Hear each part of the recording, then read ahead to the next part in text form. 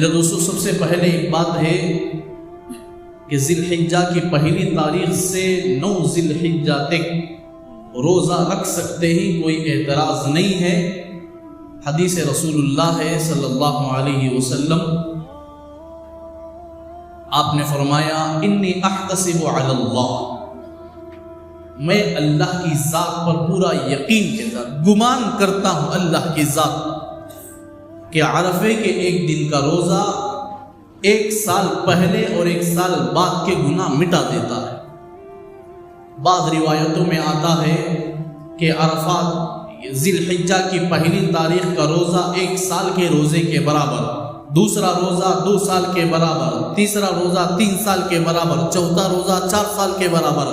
ایسے ہی ہر سال کے ہر ایک دن کا روزہ 1 سال کے روزوں کے برابر ہوگا۔ اور 8 روزہ رکھنے کے بعد 9 ذی الحجہ کا جو آدمی روزہ رکھتا ہے، جتنے نیکیاں شروع سے 8 روزے تک کمایا تھا، اتنے دن کے روزے کا ثواب اللہ 9ویں ذی الحجہ کے روزے میں عطا فرماتے ہیں۔ یہ روزوں کا ثواب ہے، اور اللہ نے قرآن پاک میں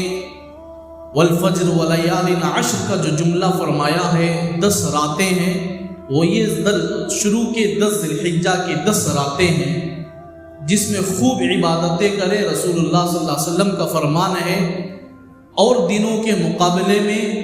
ان راتیں اور ان دنوں کے اعمال بہت زیادہ اللہ کو محبوب ہے، بہت زیادہ محبوب ہیں، اور ایک نیکیوں پر سینکڑوں نیکیاں اللہ عطا فرماتے ہیں۔